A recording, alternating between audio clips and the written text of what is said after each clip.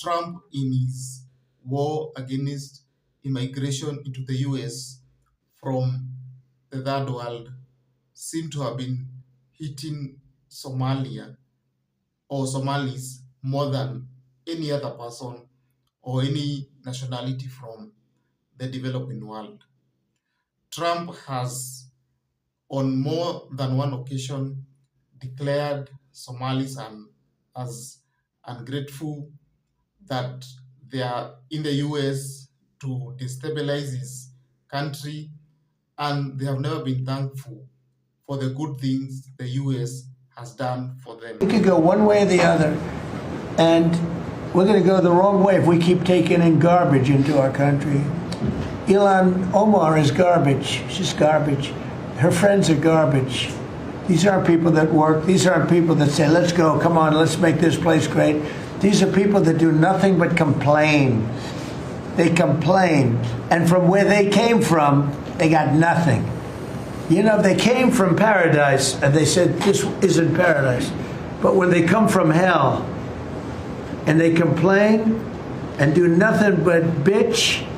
Even though Trump attacks immigrants from third world countries, especially in Africa and South America, he seems to be particularly bitter with Somalis, especially the Congresswoman IIhan Omar, who doesn't give Trump peace in Congress and outside. It seems Trump is hell-bent on punishing a whole 80,000 Somali migrants and millions of immigrants from other nationalities, just to punish a few legislatures that are not supporting his MAGA agenda. It seems Trump feels that the immigrants, especially the brown immigrants, are threatening his leadership. His main aim is to make the US white again. And in the process, he is losing big, especially on immigrants from developing countries who come to the US to advance their education and enter the industry, especially the STEM people who really are useful to the American technology industry. But Trump doesn't seem to be interested in that. He just wants to see his own MAGA base, majorly white people, who are just there praising him with no economic development or technological advancement in his country.